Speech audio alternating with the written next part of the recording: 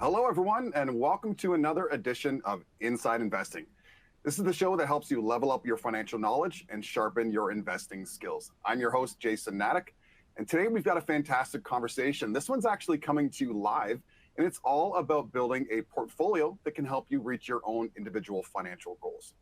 Now, after all, there's countless different ways to build a portfolio, but with all of those different options, that may leave some with analysis paralysis. So we're gonna walk through some of the key decisions that can help you craft a portfolio that best suits your own individual needs. And later on, we're gonna open up the floor and start answering some of your hot burning questions that everyone in the audience has about portfolio construction and how to get started with investing. Without further ado, now this is actually a pleasure of mine. It's the second time I've had a conversation with this guest. Joining us here today is Surenanthan Tharumakulasingam. He's the head of national accounts and institutional sales at Vanguard Canada. Great to see you again here, Surenanthan. Welcome back. Thanks for taking the time. Thanks for having me on the show, Jason. It's great to have a conversation again. 100%. Pleasure's all ours. And I know the audience is in great hands and is really going to learn a lot over the next hour. All right, so let's. I've got a couple questions to kind of tee us off here before we get into portfolio construction. Now, why do you think it's so important to build a portfolio that's tailored to your own individual goals and needs? Yeah, that's a good question. I think when you think about saving and investing, there's so many options out there, right? And so I think if you think about everything we do in life, if it's personal, it's something that we can drive towards, it's something that we can work towards. And so I think tailoring something to your personal needs makes it a lot easier because you hear something, whether it's your friends, your in-laws, someone that you've known got into investing, and they'll tell you something that doesn't sit right with you. And so to try to recreate that will probably in the long run demotivate you in staying invested. So I think finding what's important to you, what your goals are, is a great way of ensuring that you actually get the reward that you're investing towards. Yeah, the way I like to think about that is everybody's, infamous for making, kind of like New Year's resolutions, just general and kind of maybe bland. It's not something that you're passionate about. And guess what? Yep. 99% of them fall by the wayside. But if it's about you, and then maybe it's an opportunity to be interested in something, but also hold yourself accountable along the way because you've got a little personal buy-in. Exactly. I think that's the best way to look at it. All right, next here. So what do you think are some of the biggest challenges that new investors have when they're thinking about building and managing their own portfolios? Yeah, I think one thing that I hear, right, whether it's someone that I know personally, because a lot of people say, Surenanthan, you're in investing, so you probably have a lot of answers on this, and so they'll come to me with different things. And I think the big issue, I liken it to what you might see in like the diet industry, right? There's just so much information out there. And so you hear something from someone, it contradicts what someone else is saying. And as an end investor, similar to someone, with a New Year's resolution of losing weight, it's hard to figure out what's important to them and how to get towards their end goal. And I think that's the biggest hurdle that I see from a lot of people. So you have this situation where someone will think investing is too hard and they don't know how to get into it. And so it's a little bit of that analysis paralysis that you mentioned, where when something's difficult in our mind, it's hard to take that first step. And usually, like going to the gym, getting to the gym is the hardest part, right? Making your first investment is the hardest part. And after that, it gets a little bit easier as things go on. And then there's the vice versa of that. Because there's so much information out there, you also get people who make it seem like it's very easy, right? And like a lot of things in life, if something's very, very easy or comes easy, it doesn't stay long. And so you get yourself into investments that you don't really understand. So I think those are the two things that I always see when it comes to people getting into investments and the hurdles that they'll actually face. All right, so that's our goal for today. We're going to thread the needle on trying not to keep it too simple, but trying not to overcomplicate things along the way. All right, so with that being said, let's get started with some key considerations around building a personalized portfolio. So, and let's not start let's start at the beginning of the investing process. That's not just about buying investments, contrary to what some investors might think. Your first tip is for investors to create an investment plan that's tailored to their specific situation. So can you walk us through some of the key elements of a plan? Yeah, I think for me, when I think about an investment plan, it's almost signaling your intent, right? And it's like how I look at investing in general, it's a journey. It's not a destination. And so in getting a journey, you have to understand what you're comfortable with. And so I look at it from a variety of things, but a key element I would consider is what your goal is, what you're trying to get out of it, right? And for a lot of people, those goals are tied to certain time frames. So for me, I'd like to retire at some point. I love working at Vanguard, but at some point I'd like to retire. So that's my investment time frame. So I need to know what my time frame is. I know what my goal is, retirement, and how much risk I'm willing to take to get to that goal. So that's the third part, the risk tolerance. I could take a lot of risk. That might push out my time frame. If I take a lot of risk and lose some money, I might have to work at Vanguard a little bit longer than initially intended. So I think those are the three things you got to think about. But within that, Jason, what I would say is you might have different goals for different time frames, and that can live within a financial plan. And so that's a good way for us to say, okay, this is my goal to save money in the short term. I'm going to put certain type of investments there. This is my goal for retirement. So this is going to be the account that I don't look at every single day because I'm not going to need it for 30 years. And so when you have that type of investment plan, it gives you a guideline. It's kind of like a GPS telling you how to get to your destination on this journey. And so when you go off track, you can go back to that plan and say, hey, am I really off track? Or is this what was expected? Because day to day, when you come to investing, you see things like what we've seen in the last couple of weeks where it might seem like the markets are really starting to crumble and everyone gets worried. But if you're on your track to your investment plan, that shouldn't matter. That noise should go away over time. So I think those are the things that I would look at. What are your goals? What is your investing time frame? And what is your risk tolerance? And how does that make you feel, that risk tolerance? So a little maybe follow up around timeframes. Like, what do we think? This investing plan is not intended to be like a set it and forget it type of instrument. What about like some sort of like check back? Is there an ideal frequency, or kind of what would be kind of your thoughts or advice around continually be engaged in your own portfolio? Yeah, I think and like most things that we're going to probably discuss, it really gets down to the personal preference, right? But what I would always recommend to people who ask me that question is, in my opinion, I think you take life goals or life moments, big moments in your life, right? Whether you turn a certain age, whether you get a new job, whether you decide to start a family, things that you can look back and say, hey, this was a pretty important part of my life.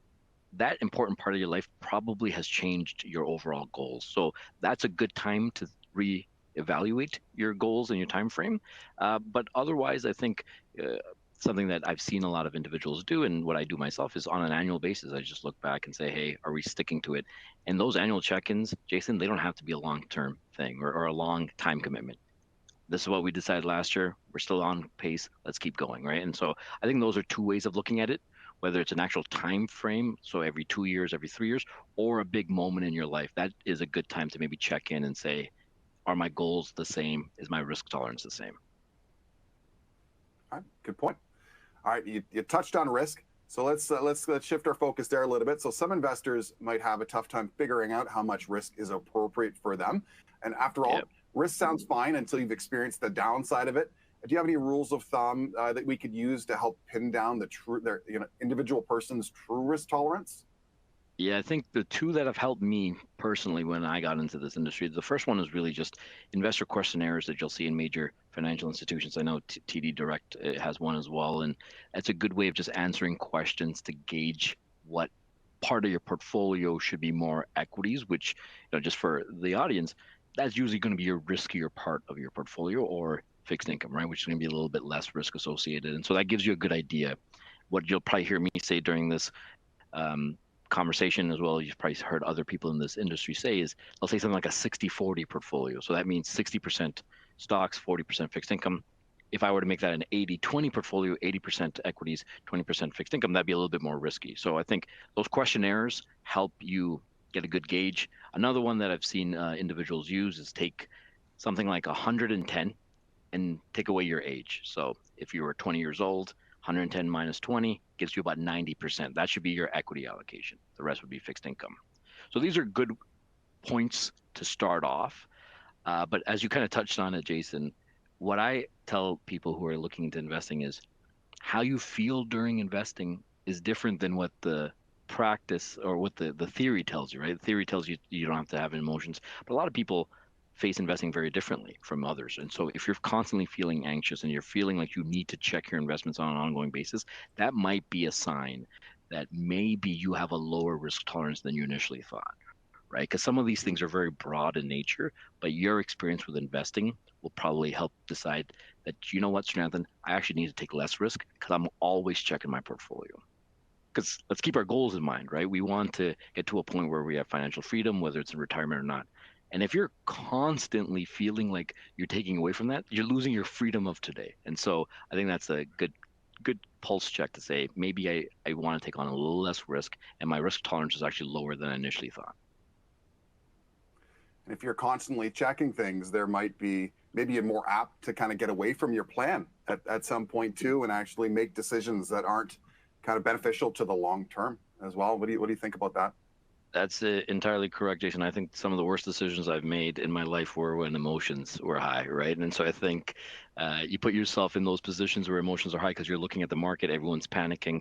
That could probably lead to some bad decisions. You know, it's the same thing I tell to some of my teammates here is if you're writing an angry email, don't send it. Take the day off and then look back. Same thing with your investments. If you're very, very stressed, give it a day, right. Give it a week, come back and look at your investments. I think you might be in a different mindset in a week's time. Right. And we're not living in a vacuum here. This is your money. This is your retirement. Obviously, it means a lot to each and every one of us, but being prepared with a plan to help take that emotion out of the equation is a good tip.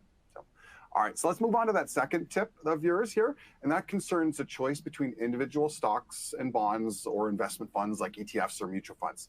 You suggest thinking about them on a spectrum of time and confidence. What do you mean by that?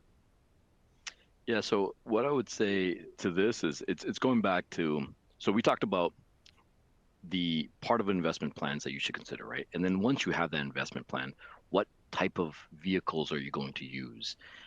So what do I mean by that? So for investors, there's a lot of things. You can buy individual stocks, you can buy ETFs, you can buy mutual funds, you can buy a basket of ETFs that are essentially an all-in-one portfolio.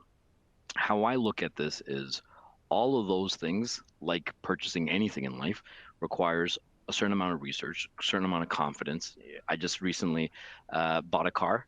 Took me some time to understand what that car can offer me as a vehicle and what I should be looking for. And I think if you're looking at something, there's a spectrum of the amount of knowledge you need and the amount of research you need to do and the amount of ongoing management that you'll need to have. And so for me, on one end, you have these all-in-one portfolio solutions, right? That's going to take a little bit less knowledge, a little bit less research that's necessary, and ongoing management is going to be lower because those portfolios are going to constantly stick to your risk tolerance. We did the questionnaire. We found out we're a 60-40 investor. Now we're buying a 60-40 all-in-one portfolio. It's a pretty easy conversation. Now, you want to make your own portfolio 60-40. You can buy different ETFs and mutual funds. That's going to take a little bit more research and knowledge to figure out exactly which ETFs you want and which mutual funds you want. But those ETFs and mutual funds, what are they? They're a pool of securities. So if you have more time, more research, and more confidence, you can actually go do that same thing that we talked about, but use individual stocks or individual bonds. And so that's how I look at that spectrum. You might end up with the same outcome. You might end up with a better outcome or a worse outcome, but it's the amount of effort you're putting into it. So for investors who are feeling a little anxious and just want something easier with less time and knowledge and research, I think that's where you would lean to something like an all-in-one portfolio. Someone who's a little bit more investment savvy as they get into this industry, they might want to create something with stocks and bonds, individual stocks and bonds themselves. So that's how I would look at that spectrum, if that makes sense. Yeah, makes great sense. Now, what do we think to the idea of, like, we've got this money that we're investing for a longer period of time, you know, based on our own individual life situations? And what about, you hear about some people having, I hesitate to call it play money because nothing's here for play, it's all for keeps, but they've got another pool of money that they've decided they're able to take a different set of, you know, risks and a different set of allocations with. What do we think about that kind of concept? Yeah, and I think that's something that we see with every type of investor, whether it's an end investor, whether it's the advisors we talk to, or even, you know, some institutions. You know, to your point, play money is probably not the right. This is not monopoly, right? At some point, you got to pay the bank back. But the concept of having a core part of your portfolio, right, and an explore part of your portfolio is something that's been around for a very long time. The majority of most people's portfolios in that world goes back to the good old 80-20 rule, right? I'm sure most things in life are 20% of your effort, 80% of the results. And so you would keep 80% of your portfolio in that core. This is your more diversified number. And then that 20% can go into your explore. I would say it goes back to your risk tolerance. How much of that 20% are you willing to lose? If you're willing to lose all of that 20%, then I think you can take on a little bit more riskier assets there. If even in that 20%, you don't want to lose a lot of it, it's maybe a little bit more of a higher risk type of asset class, but it won't be something that is completely new to you, right? And so that's kind of how we've seen that play out. Most investors have that kind of conversation. I can tell you myself, I hold certain pooled vehicles, but I also have certain stocks that I really like and I want to hold. But I understand that's going to be a very small part of my overall portfolio. All right, thanks for the insight. All right, we're going to take a quick pause with the questions here for Surenanthan, and I'm going to actually get the viewers involved here. We've got a poll question. The poll is going to read, which types of investments do you hold in your portfolio? Now we've got 4 answers. Pick what suits you best. Are you A, only individual investments like stocks and bonds? Or is it B, do you mostly hold individual investments, but you've got some investment funds as well? Or C, only investment funds? Or D, we've got mostly investments funds with some individual investments mixed in there as well. So go ahead and cast your votes on the screen. We're going to continue on with our questions for Surenanthan, and then we'll reveal the answers in just a moment and follow up on that. All right, so next question here is, what about alternative investments such as cryptocurrencies as just one specific example? Where might they fit into this core and explore approach that you just described? Yeah, I would say for me personally, that would definitely be in the explore conversation. I do talk to a lot of colleagues and further investors who kind of put that a little bit more in the core than I would say I'm comfortable with from a risk perspective. But cryptocurrencies are unique, right? And there's a lot to potentially like about it. But it goes back to that spectrum of the knowledge you have in there, the amount of time you can to do research it. So for me, when I look at something like a cryptocurrency, whether it's Bitcoin or any of the other ones, Ethereum, I don't have the time or the research or the confidence in there to put it to more than just the explore part of my portfolio.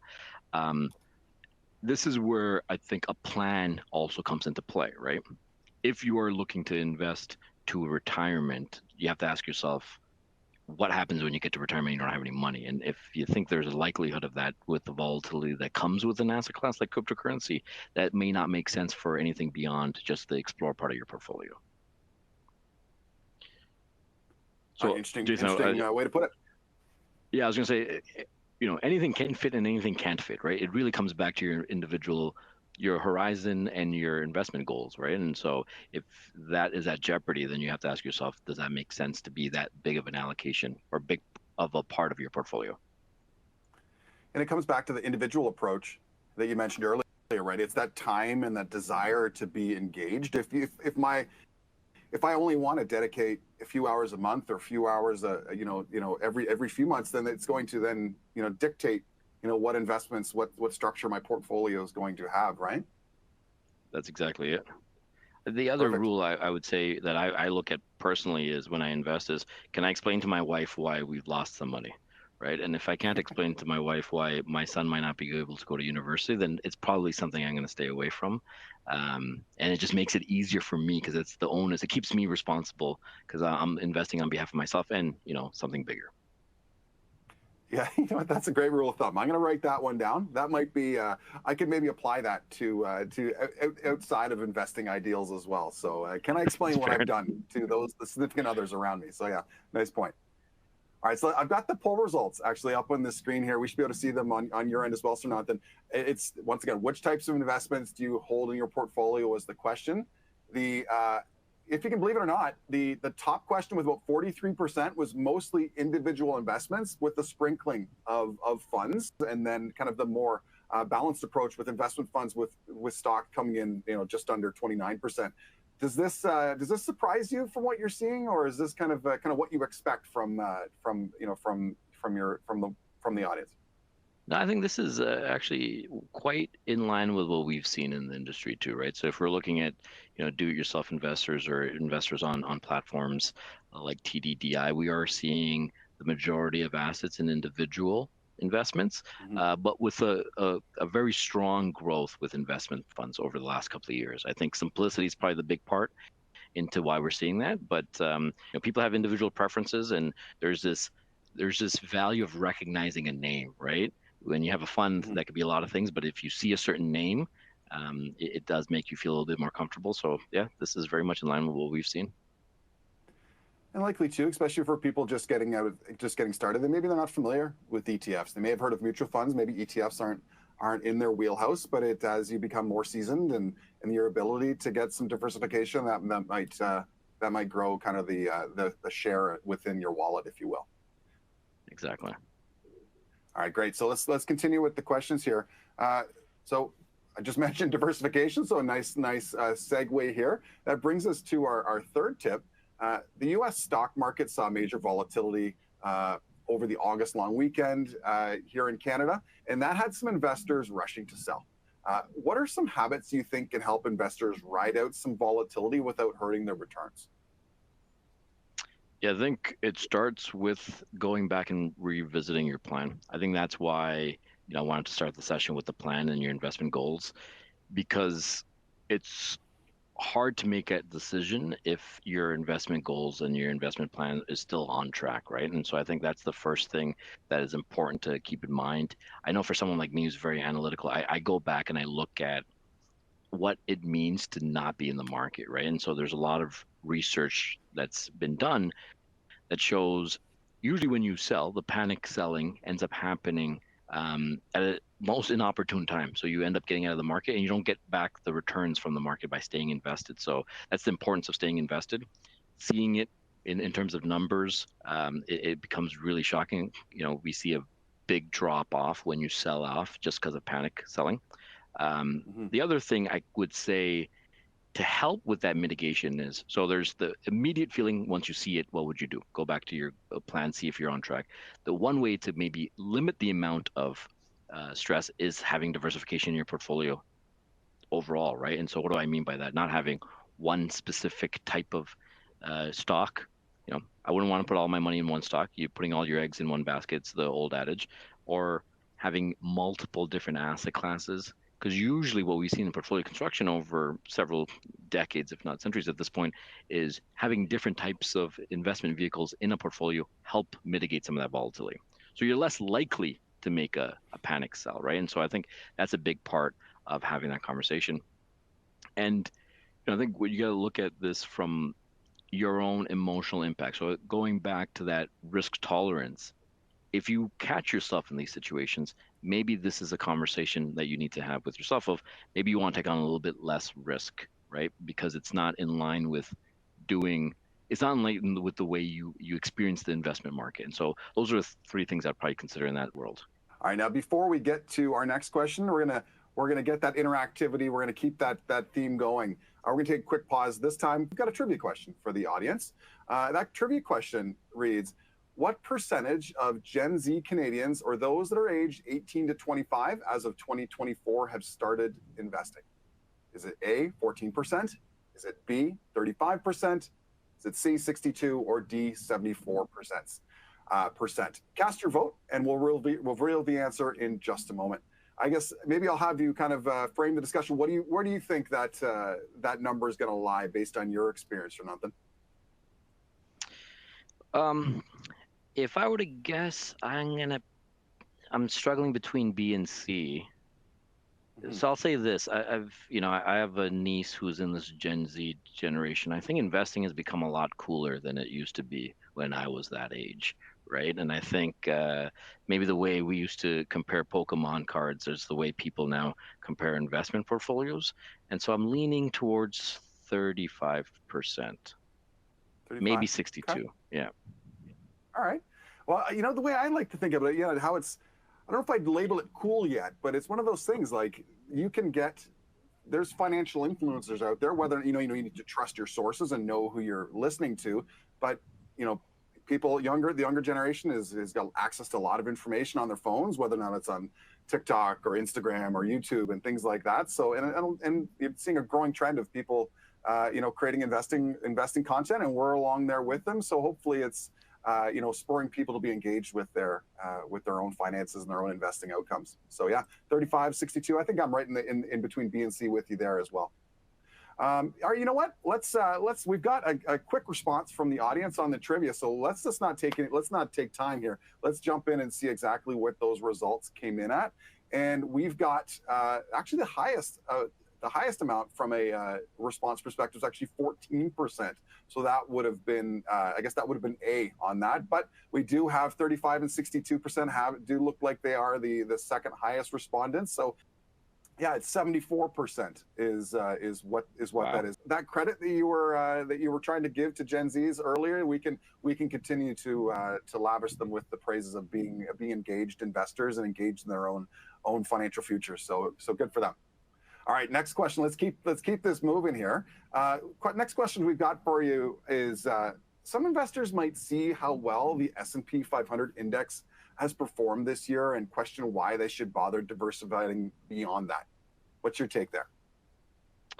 So now with that question, and then married with the fact that 74% of Gen Z Canadians are starting to invest, yeah, you see, this is where I think it's a little bit like I tell my friends, anytime you get into any sort of sports, the team that you end up cheering for is a team that's winning at the time, right? So I have a lot of friends who watch American football, and they're big Seattle Seahawks fans because they started watching football when the Seahawks were winning Super Bowls. I think that's kind of happening now with investments. So Gen Z investors are looking at something like the S&P 500. It's done really well, and so that's their favorite team. That's their favorite investment. And so my concern is when you do this long enough, you start to realize everything falls out of love after a while, right? And you just have to go back to 2000 and 2010, which I think a lot of these Gen Z investors who would have been toddlers or in elementary school, that was a lost decade for the S&P 500. And so why I'm saying that is it kind of highlights the need for diversification.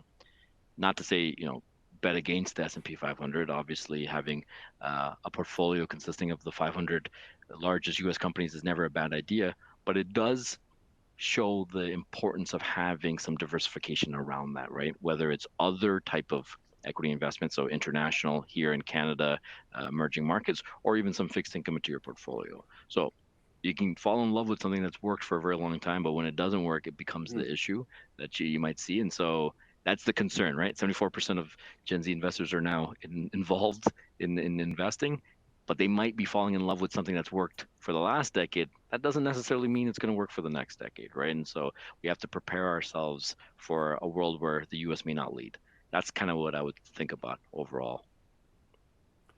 All right, to continue your football analogy, right? In the investing market, if we're all bandwagon hoppers, we're going to make some money along the way. But if we throw a pick on the goal line in the Super Bowl, if we're not properly diversified, then guess what? Then our pocketbooks could be hurting, as opposed to just feeling some consternation with the team. So exactly. All right, great. So next one here, moving on in running down the list of your tips here. Your fourth tip is continuing that diversification theme, and that's to avoid diversification in a portfolio. So I like the play on words there. What is that, and how can investors avoid it? Yeah, so I think we just talked about S&P 500 getting a lot of love, and there's a variety of ways of investing in the S&P 500, whether it's a mutual fund and an ETF. What I see, and why I think I want to flag diversification, it's a hard word to say, is that a lot of people think like diversification just essentially means adding more to your portfolio. But you want to add more of different things, right? You're building out a plate of food. Donuts are great, but your entire portfolio can't be more donuts, right? You need to have your meats, your potatoes, your veggies. And so you want to make sure what you're adding to your portfolio, similar to adding to your plate, are different things. So you can't have 4 of the same S&P 500 ETFs, or you end up buying another ETF that might be US equity. And so now your portfolio might have 5, 6 investments, but all 6 of those investments are really coming back to the same thing that you're investing in, the US economy. And so that is the concept that we've seen with end investors, with advisors, with institutions, to be honest. So everyone is very much fallible to this type of concept. They think more is always better, but sometimes you have to take a look at that and say, what is this adding to my portfolio? And if it isn't adding something new, then does it make sense to be added to the portfolio? So diversification is a concept that I think is happening more and more. So don't have 4 S&P ETFs that may not make sense to your portfolio. Take a look at that and see what you're actually adding to the actual portfolio. Now, when we're thinking about either diversification or diversification, whichever topic, what do we think, or how do you suggest that we make sure that we still have the right breakdown, that your portfolio through the ups and downs and growths of certain sectors hasn't over rotated to heavy into like the tech sector or something like that? How would we avoid that? Yeah, what I'll say honestly, sometimes it can be hard to avoid, and I think what one good way is, and I think a lot of fund firms or asset managers or ETF companies have done, is there'll always be a fund prospectus or a fund fact that shows you what you're actually invested in at the end of the day. I'm seeing more and more platforms actually do a good job of breaking down your investments to different sectors. And then take a look at that and say, is this now putting me away from my end outcome? It doesn't necessarily mean you'll have an action. Sometimes we've seen this naturally happen as well, right? More and more technology has been part of major indices because tech firms are growing faster than non-tech firms. That doesn't necessarily mean you have to sell out of your portfolio, but it's something to just keep in mind of. And so that goes back to those check-ins, whether it's on an annual or a biannual basis or a lifetime or a life achievement basis. I think that's when you want to revisit these type of conversations as well. Mm-hmm. Yeah, I like this as a kind of a technique. If it's working for somebody that's a professional in the industry, then you can make it work for yourself on your own scale. Yeah. All right, so let's move on to your 5th tip here, and that's knowing when to buy the dip. So obviously we can't know how an investment will perform in the future, and but how might investors want to think about buying the dip with their investments as they build their portfolios? Yeah, I think so. We've done some research on buying the dip and what that means, right? So I think the first thing I would say is there's this instinctive reflex that I think is happening in the market where someone says, well, buy the dip because now it's down. You were already going to buy it. It's a little bit cheaper, so let's buy some more of it. I think it's important to look at if anything has changed. That's the first question you have to ask yourself. Is there a reason for the portfolio to be down? Is it just the broad market being down, right? And so is that the reason why you want to do that? And the second thing is to think about, does it make sense to reallocate this money to the parts that are underperforming in your portfolio or other parts of your portfolio? So I think anytime where you see the market sell off and there's an opportunity to buy the dip or to buy more of investments, I think you have to ask yourself, is this in line with your plan? And if it's in line with your plan, then there's a reason to buy some more. If it's not in line with your plan, I think that's a conversation to be had around how do you reallocate some of this money to other parts of your portfolio, right? What I would say overall is it shouldn't, in my opinion, it shouldn't really push you to put more money into it. So if you're already going to invest, then for sure, keep to your investment plan that you have, right? But I wouldn't all of a sudden use a pullback in the market to take money from another part of your investment goals, whether it's some money that you had just on the sidelines or whether it's for a short-term goal. I wouldn't change your goals for the dip. I would just ensure that's within your overall plan. That's kind of how I would look at it. It's very tempting, right? The same way it's tempting to sell out when the market's going wrong. On the other side, it's tempting, something's on sale. I have to remind myself to not buy suits. A suit's on sale. That doesn't mean I should buy another suit, right? I might have enough suits as is. And so I think that's part of don't be tempted to put money into action that wasn't part of your overall plan. You know what? This is me. I like to keep things simple, but analogies, tend to do that for me. We've got buy the dip. How do we contrast buy the dip when it's right for you with the term that maybe a lot of people have heard as well is don't catch a falling knife? How do we contrast those two together?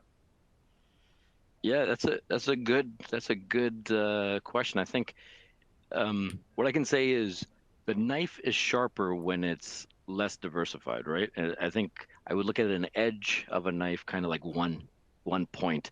If you are very diversified, it's harder to say you're catching a knife, right? A falling knife because there's so many edges to it. There's so many possible investments.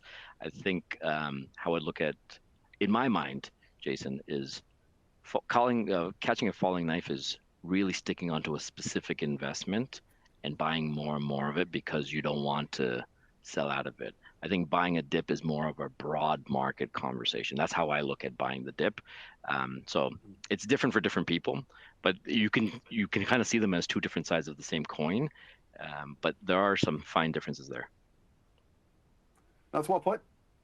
Yeah, and that clarifies it nicely and ties it back to the tips that you've been sharing with the group all along. All right, so now we're going to pivot and we're going to take some questions live from the audience. Our first question comes to us from Stephen, and Stephen wants to know what are some rules of thumb for figuring out how many investment products an investor might need in their portfolio? That is a good question, Stephen. I think the way I look at that is what parts of the market do you want to be invested in, right? So, when we've constructed portfolios here, we look at there's probably 7 parts of the market you want to be invested in: US equities, Canadian equities, international equities, emerging market equities. So that's on the equity side. And on the fixed income side, something in Canada, something in the US, and something globally. And so for me, that comes down to 7 numbers. But for you as an investor, you may not want to be invested in some of those markets. So where do you want to have some skin in the game is probably another way to re-question that or reframe that. And if you want to have skin in the game in 4 different places, maybe 4 different investments seem like a good place to start off. And then you might have more time, going back to the time and the research capabilities, to say, hey, actually in this one place, I want to have more slices of it. So within the US, I want to have more tech, and that gives you an opportunity to grow. But a starting place might be, where do you want to have some skin in the game? All right, nice point. Yeah, it's all about the individual investor, but yeah, the point of the 7 sectors is well taken. All right, next comes to us from Amy. Amy wants to know, should a long-term investor generally prioritize earning income over capital growth? Yeah, that is a good question. So in my opinion, I personally prioritize capital growth, right? And so what I mean by that is just your portfolio growing over time instead of getting some dividends on a more frequent basis. But there is some psychology to this, right? And so I'm saying my opinion, because I know a lot of friends who invest who like the idea of having dividends. So I think it's going back to the gym analogy of what makes it easier for you to do it over and over again, right? The best exercise is the one that you're willing to be consistent with. So if there's a conversation to be had of seeing dividends in your portfolio and that revitalizes you, energizes you to invest more and continue to your plan, there's a very strong case to be made there. But over the long run, the compounding ability of capital growth does play a part in it, right? And so if you want to take the emotions out, that makes a lot of sense. But if there is an emotional tie to investing and income gives you that emotional tie, I would say there's an opportunity to start building your portfolio to pay dividends on an ongoing basis. And kind of where you're at in those life events, like you talked about earlier, your life cycle of investments. Are you really close to retirement? Are you in retirement? And how important are those dividends going to be for you to, maintain your standard of living, things like that? So, every investor is going to be different, and every investor is going to be different as they mature and as they grow through their own investing life cycle, for sure. Exactly. All right. Next question. We've got Veronica. Veronica's up. She wants to know, I have money to invest. Is it better to dollar cost average or invest all at once?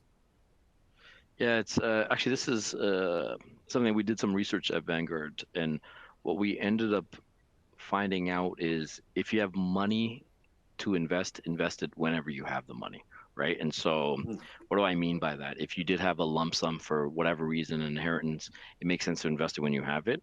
But that doesn't mean you should delay investing to get a lump sum and then invest, if that makes sense, Jason, right? So if you're getting paid on a bi-weekly basis, don't just put money aside as cash and then lump sum invest it. Whenever you have access to the money, if it's part of your investment plan, it makes sense from a return perspective in the research we've done that you're better off to start investing whenever you have that money.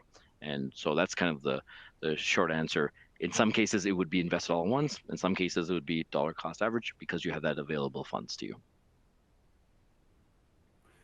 And I don't have the stat like offhand, but if somebody's looking to just do lump sums all at once, they're effectively trying to time the market. And I'm sure you've got experience with this, and I know from my own investing experience, there's nothing harder than to time the market, because if you time the market, you're missing something like once again, I don't want to throw a number out because I don't know the number, but it's you're missing most of the potential gains. Exactly. If all you're doing is trying to pick the right exact moment. So. Okay, moving on to our next question. This one is in the hopper from Chris. Chris wants to know, Chris, we're saying, in your opinion, how often, if at all, should a long-term investor be selling their investments?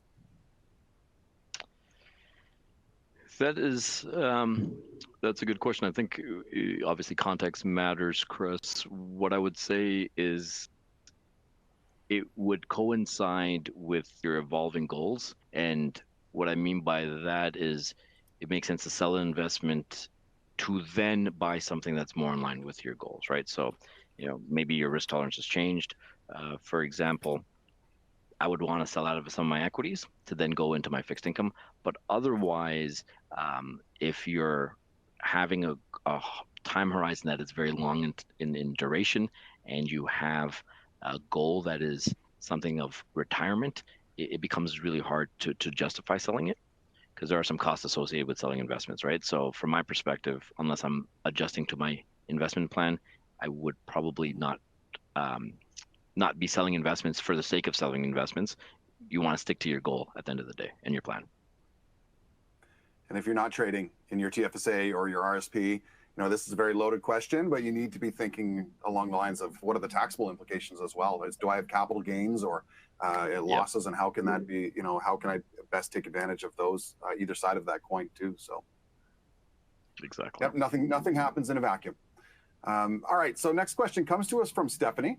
Stephanie wants to know, does it make sense to consider my pension as fixed income dollars and invest the large bulk of my investment dollars that I don't foresee needing in the next 20 years? Let's say she's giving the figure of 100% in equities or ETFs.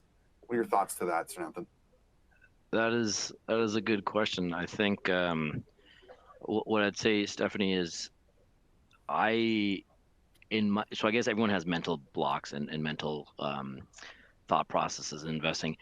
I am not too dissimilar from you, Stephanie, from looking at my pension as a certain long-term goal and supplementing that with as much growth as possible, right? And so where I am in my investment timeline with my goals, I can see a case to invest a little bit more from a equity perspective for the time being. Now, one thing to keep in mind is your pension or is your RSP a defined contribution or a defined benefit, right? Because if it's a defined contribution, there's a chance you may not actually have as much money at the end of the investment horizon as a defined benefit. So I know it's a little technical there, but that's something that I would probably consider. But I think that's a decent way of looking at it, of having what you have as your reserve or your pension as more of a consistent component of your investment world, and then your equities being your growth component of it. Now, with that, like every decision, that will come with a little bit more volatility. So you have to ask yourself, Stephanie, are you okay with that volatility that comes with a 100% equity portfolio? And if the answer is yes, I think you might have solved your own question there. I think that it's a good way of trying to look at your total portfolio. And I think that's what I would encourage a lot of investors do. Don't look at every single account as its own. Look at it from a holistic perspective. And I think Stephanie's done a good job of looking at that here. All right, nicely done, Stephanie. I want to pull that cash reserve thread a little bit. Now, we talked about portfolio construction and percentages of fixed incomes versus equity and ETFs. Is there kind of an ideal percentage of your overall investable assets that we would think about maybe having in cash, either to act on a good opportunity that's in line with your objectives, or that you might need for a rainy day? Kind of what would be like a rule of thumb there, if there is one? Yeah, that's a good question. I think it's the context, right? So we just talked about timing the market. So holding it in reserve to find opportunities, a little bit waiting to time the market. So I would probably stay away from that. That detracts from your long-term goals. So if you're looking at it from a long-term goal perspective, by doing that, you are effectively timed to try to time the market, which we know is very difficult and it often is a fruitless endeavor. Um, Hmm. the amount of cash in your portfolio, I think, really does tie to your goals, right? And so right now, with my son, for example, he's very young. I don't have a lot of cash in his portfolio. We don't need it for the next little bit. But as he's approaching going to university, I can see a reason of a short-term goal in mind to increase my cash allocation. Rule of thumbs, we've seen a lot of investors have that in the 2 to 5% number. I think that's more of not a cash investment, that's more of a liquidity investment. You have a lot of instances where you need some money on hand and you don't want to sell out of the markets. If there's more of those, then I think you'd probably be closer to 5%. But if there's a rare instance where you actually need cash on hand, then something closer to 0 to 2% probably makes sense for you. Okay. All right. Just something to consider for your own individual situation. All right. Next question comes to us from Danica. Danica wants to know, how can an investor figure out which investment account they should prioritize making their contributions and deposits into? Yeah, that is a good question. I would say, Danica, this is very much on your personal situation, right? And so strategies that I've seen, maybe I'll just speak to strategies I've seen, Jason, is, I've seen a lot of individuals prioritize maxing out their RRSP, right? And using the tax refund, should you be in a higher income, using the tax refund to then reinvest into your TFSA. So I think that's one that's worked a little bit. I've seen other individuals actually take the opposite of that, just put all their money in the TFSA. It's less money today, but it could be more tomorrow because of the tax implications. And so there's different conversations to be had on where you think you are in terms of your current earnings, because that's the big question, right? Where you think if you think your current earnings are probably the highest you're going to be in your career, there's an opportunity to take advantage of tax benefits of the RSP. And if it's not, I think TFSA. So those are the two prevailing thoughts that we've seen. It is very hard to opine on figuring out what's best for any individual without knowing all the other circumstances. But those are two things I would consider. Yeah, well put.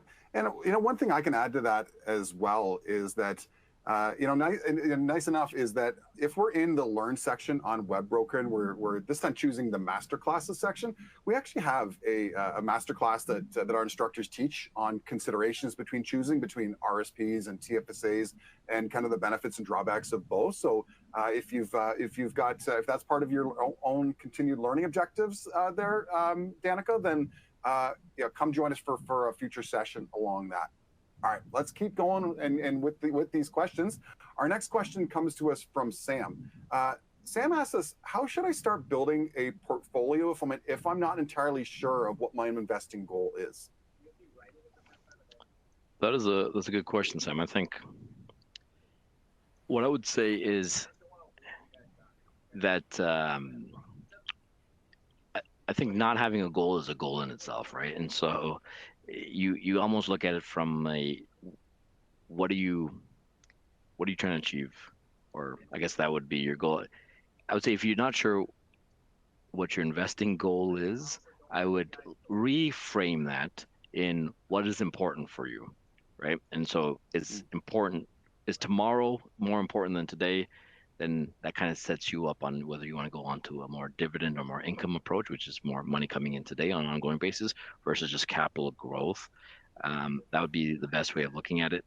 I would also then just take the goal out. Maybe there's a risk component. You look at it from a risk tolerance. Maybe that questionnaire helps you figure out your risk tolerance and you find a portfolio that's already constructed for you and it just gives you an avenue to save on an ongoing basis. Those are two routes I would probably look at. Ask yourself, is it today or tomorrow that's most important in your head? Or is it just more, I want to go with a tolerance component of it and I just want to be in the market? And that's just an easy way to get in, forgetting the goal. The goal will come as different life achievements or life milestones happen. That's very sage of you. I was thinking that when you were starting your answer, I was like, that's like a Yoda level Jedi answer. Not having a goal is a goal itself. That was well done. So, I like it. Okay, so next question. Another one from Veronica. Thanks for being engaged with us in these questions here. Is saying, what are asset allocation ETFs? Yeah, so I think we're quite famous for these, but really it's a lot of words, right? Asset allocation, what does that really mean? But it's, when people look at asset allocation, what they're asking is that going back to that 60-40 versus 80-20 portfolio. The question is, what is your risk tolerance, right? And what we've learned in looking at the Canadian market, looking at our peers in the US and Australia and the UK is sometimes people want to get invested, maybe similar to the question we just had with Sam, they don't know what their goal is. And so they just want to have something to invest in without doing all that research and figuring out what parts need to be part of their portfolio. So it's an all-in-one solution. So I mentioned earlier also, Jason, that I would look at 7 parts of the market that I think are important.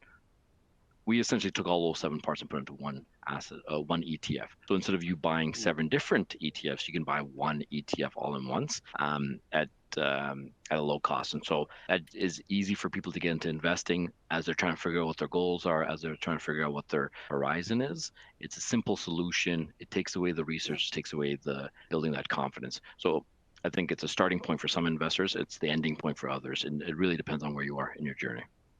All right, next question. This one comes to us from Zach. Zach wants to know, in your opinion, how much should investors consider market forecasts when they're building out their own portfolios? And he's seeing headlines around tech stocks and maybe even a tech bubble. And he's wondering if he should build his portfolio more conservatively based on those news articles. Yeah, that's a good question. In my opinion, I would put not so much weight into market forecasts, right? And I think the reason why I say this is, Jason, you said our second conversation together. Hopefully we have a third. I enjoy talking to you, but if I could predict the market, I probably wouldn't be on these anymore, right? It becomes very, very hard to do. I would be somewhere else with my kid and my wife on a beach. It'd be a lot easier. My life would be a little bit easier than it is today. And so that's why I would say building your investments based off market forecasts is difficult. And so it detaches from the individuality of your investment portfolio. And so that's kind of how I would build my portfolio overall. Should you build it more conservative because of the tech stock bubble? If your goal is short term and you don't have a lot of risk tolerance, then it makes sense. But just because it's in a forecast, it becomes really hard. And I think anyone who tried to buy a house in the early 2000s to the 2010s had different experiences based off forecasts, right? And I think you might miss out on your goal by waiting for something to occur. So it's very difficult to predict the future. If any of us could do it with any level of accuracy, we probably would be a lot richer today. That is true. There's no one size fits all, and if it was easy, we'd all be doing it. We'd be all on a beach somewhere with our loved ones. You got that right. All right, Surenanthan, we're gonna have to leave it there. We appreciate you taking the time and sharing your top considerations for getting a personalized portfolio off the ground. Do you have any final thoughts you'd like to share with the viewers here today? Yeah, I think we started off by saying things in investing can be very, very hard and things can be very, very easy. There's a lot of information. I think what I would want to leave with everyone is to implore thinking about your investment plan first and foremost. And then there's a ton of tools. You've already mentioned a few on this broadcast, Jason. And then work towards investing. Like the gym, the first investment is usually the hardest. I think it's building practice, building commitment, and things will get easier over time. So it's not as hard as it may seem. It's sometimes not as easy, but being committed is the best way to move forward and getting to your investment goals. All right, great. All right, thanks again for joining us, Surenanthan. And for those in our audience, make sure to register for our upcoming live webinars and check out our library of on-demand content, which is available on the Learning Center and on our YouTube page. We'll see you all next time.